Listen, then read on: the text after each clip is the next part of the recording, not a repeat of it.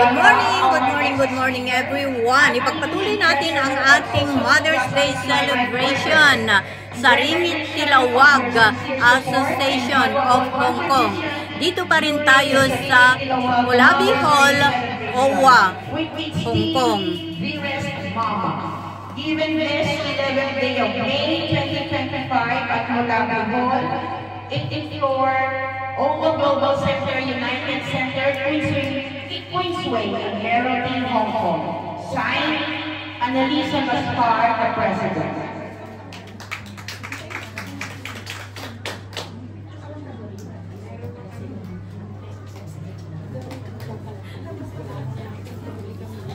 Thank you so much. Sa mga officers, please come and join our guest speaker. Okay, thank you. Ang na-record ko doon sa message, tatlo yung anak niya napag-graduate. Palakpakan naman natin sila. At isa na nag-film sa ating isipan is, he has a dental medicine doctor. Doctor, dental medicine who owns a clinic at Lucena City. Yes. Isa yung PS Tourism, meron na siyang negosyo. Doon ako nag-click, ang ganda, pakinggan, isa most valuable pamana sa ating mga anak. If na-send mo yung mga anak mo sa eskwelahan. And that is the fruit of our hard-earned remittances. Hindi na sayang yung mga pagpuhugas ng nobela. Paghawak ng map everyday. Sandata yan. Pati sandok at kaldero. This is a fact. Pero, in most valuable pleasure today, Mang Marites, nagampanan niya yung the most important responsibility bilang isang nanay na Pinoy manggagawa abroad. Another thing, din siya active sa community. And at the same time, nakita ko yung super energetic. Energetic because marami siyang responsibility. Tatlong anak niya na nag-aaral. So it definitely a collaborative effort by her own only kasi biluga na siya. So, para naman mo natin, even you are single, you can still be successful in raising your children, sending your children to the university. This is a challenge to other single moms out there na hindi hadlang o limit ang hidden sacrifices ng single mom. So, palakpakan po natin Mang Marites Garalba. Very beautiful message and inspiration to all of us. Balsetay Mang Bahay. Sana. Okay, magsasabi makaturturo. Ang ating guest, singer for today, Mr. Ian Sebastian. Sino ba yan? Pilipino? Pinoy? And I call the mothers. Ian Sebastian. Okay. Yan. Pwede naman tanang walang echo. So, hindi naintindihan. Patansaanan, i-modulate ko. Okay. So, ang ating mga mothers. Kanta ko pa sana sabihin na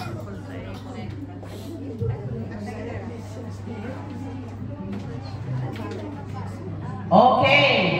Sa Ringit Tilawag City Association of Hong Kong, Mother's Day celebration, May 11, 2025. Getting to know and in honor of your dedication, love, kindness, and care on your family, you are an inspiration. May we call Ma'am Celia Alcoini, who has two sons, architect, working in construction company. And one is a vocational course, self-employed driver. Ladies and gentlemen, our mother for today, Ma'am Celia Abkawi. Ma'am Ana Aquino, please join us. Thank you. Another one. Thank you, magpicture muna tayo. Okay.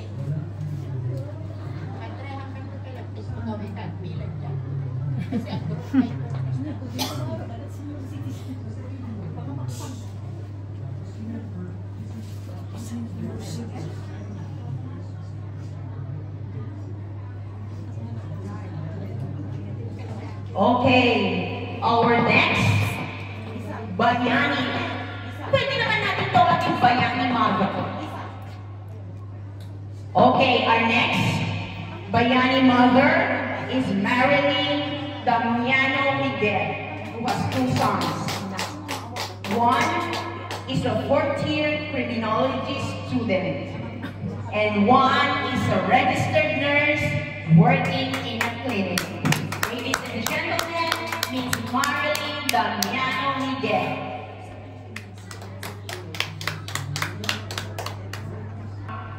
Rosana Gaspar, who will take the recognition.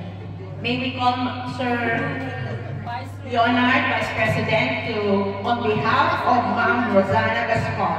Ma'am Rosana Gaspar have 1 son and 1 daughter. One is a CPA based in the United States of America, and one is a computer secretary, self-employed, wholesale reseller, and pickering. So may we call Sir Andres to accept the recognition on behalf of Ma'am Rosana Gaspar. Our 4th Bayani Mother is Ma'am Rowena Resurrection, who have 1 son and 2 daughters. A daughter is working at Taiwan as factory worker, and the son is an OFW in Japan. Another son is an undergraduate. So ladies and gentlemen, Ma'am Rowena Resurrection. Another Bayani Mother is Rosalinda Ortilia, a 1st-year student at Construction Technology, and another one is a secondary grade 10. Ladies and gentlemen, our Bayani Mother, Rosalinda Ortilia.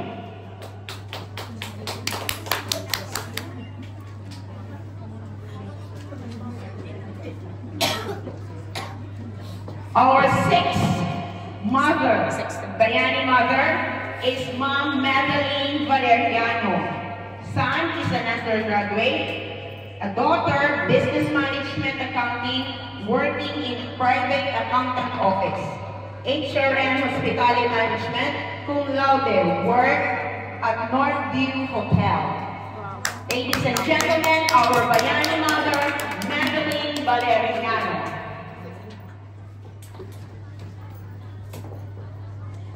Our 7th mother is Sharon De Los Reyes, graduating as BSN, Bachelor of Science in Nursing. She has grade 11 elementary graduate,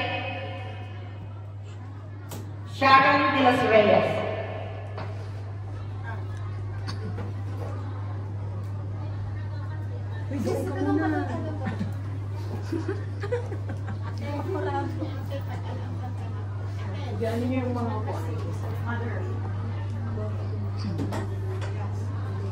Our 8th Bayani Mother is Ma'am Hazel Factoria. Son, last year student, Bachelor of Science in Hotel Management, and daughter is grade 7. On behalf, may we have Ma'am Pininda Aligio to take the award for Miss Hazel Factoria.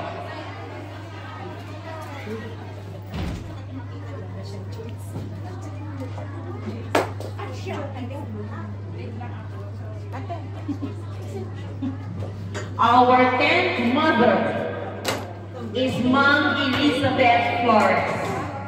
Ma'am Elizabeth has 1 son Okay. He is major in MAPE, Master of Arts and Education, major in education leadership. And she is currently teacher 2 at Bagumbayan National High School, Taguig City. Ladies and gentlemen, our mother friend, Ma'am Elizabeth Flores.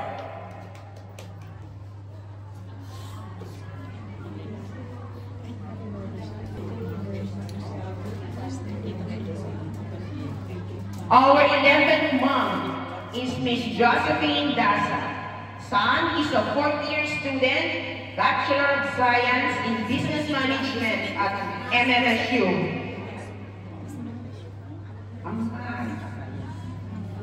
A representative, Ma'am Annalisa, on behalf of Josephine Daza. Our 12th mom is Miss Cheryl Eronita. Son is BSIT, Information Technology, working. Eronita.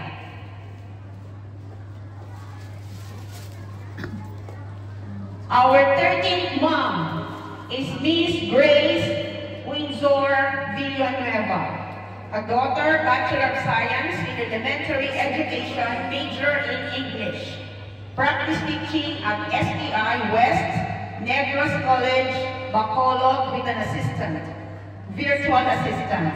And a son, graduate of Bachelor of Science in Education, Work Maintenance Electrical Specialist, Doctors Hospital, Bacolod City. And BSN 2nd year.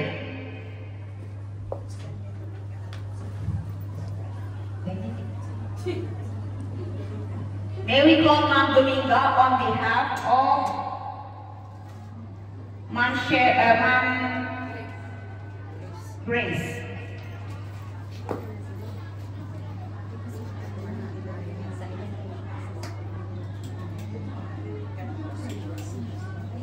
Okay, our first mom is Marilyn Gamatisi, nursing aid graduate and currently a caregiver.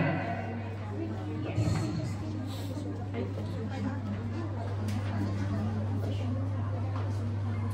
A student of Hotel and Restaurant Management, major in Hospitality Management, and a grade 12, Strand Humes.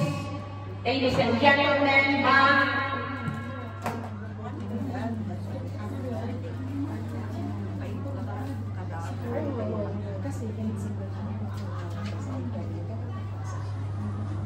Number 15, Bayani mother goes to Tourmaline Bernice Domingo, who has 3 sons.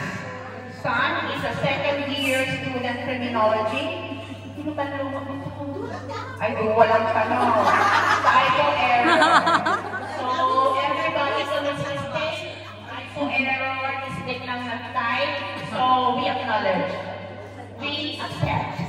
Okay, Tourmaline Bernice Domingo, who has 2 sons. 2nd-year student criminology, grade 4. Ay, grade 4 na yun dyan. So, adupay na bagas. And another, the 16th mom is Ma'am Nympha Remota. One, on behalf. Ipapisa, Ma'am Ria. Ma'am Ria, on behalf of Ma'am Nympha Remota. Number 17. Number 17 is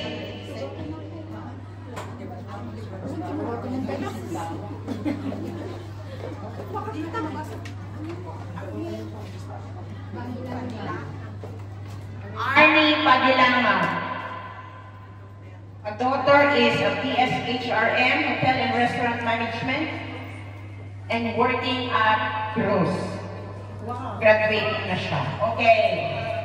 And last but not the least is the president. President of Saringit, Ilawag City, Ma'am Annalisa Gaspar. A son is undergraduate and a daughter is Hotel and Tourism Management. Major in Hospitality Management. Okay. Lahat may award na? Okay. So, Kaya pala inalis niya yung blue.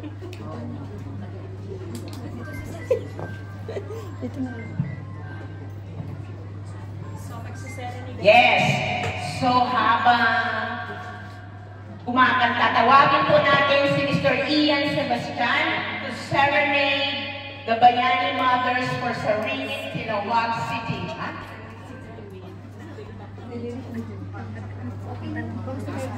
Ate ka lang. Short.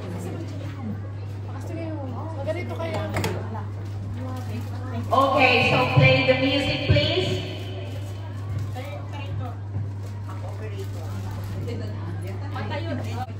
Wait lang, kayo naman style daw.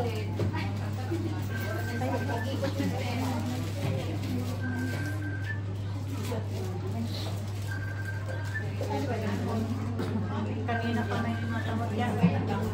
Ano ni Belinda?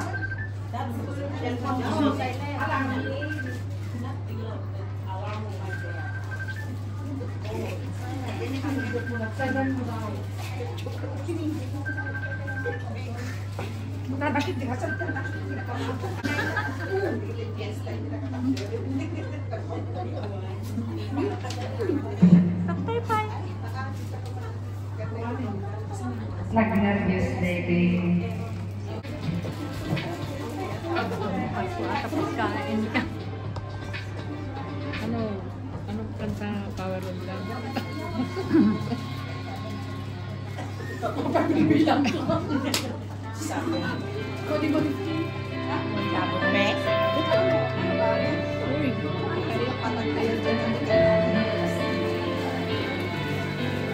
Oh, preparing na ang mag-serenade sa mga mothers. Ayan na, si Sir Ian para mag-serenade sa ating mga mothers. Giving of flowers also. Ayan. Wow, nag-mute si host. Sad to say, na-copyright ang kinakanta ng ating singer. Ang pamagat ng kanta ay Just in Love Again by Crystal. So, nag-mute na lang si host. Maganda sana, kaya lang hindi pwede. Ayaw ko kasi copyright. Okay naman na tayo na lang ang kumanta. Ang mga Pinoy pa, wow, mahihilig sa kanta at magagaling kumanta. Di po ba? So, sabayan na lang natin. Basta sinabi ko na Just in Love Again by Crystals. Ito ang kinakanta ng ating singer at nagbibigay siya ng flowers sa mga mothers. Oops, kaya lang yung iba naman walang anak pero mother pa rin, 'di ba? So ayan. Patuloy ang pagbibigay at panghaharana ng ating singer. Wow. Flowers, orange, or ano ba yun? Mustard yellow, or orange and yellow. Or pwede na rin mustard yellow, di ba? Ayan, nagbibigay ng flowers. Wow! Tumapat sa atin. At binigyan din tayo ng flower. It's yellow. Wow, thank you. Thank you, Sir Ian. Wow, ayan, patuloy pa rin. At kinapos yung kanyang flower. Ah, no, nagbigay siya dun sa MC at saka sa ating president dito sa Saringit, Ilawag.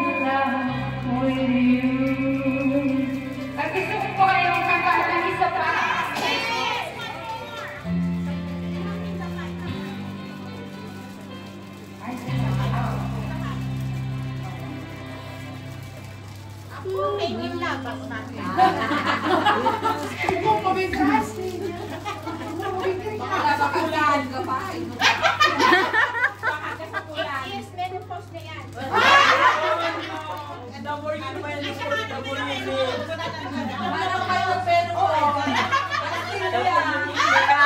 naman talaga.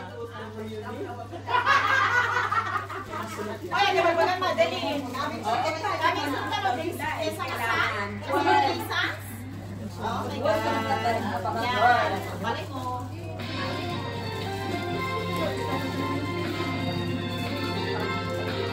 Magbalang! Makasalsala daw.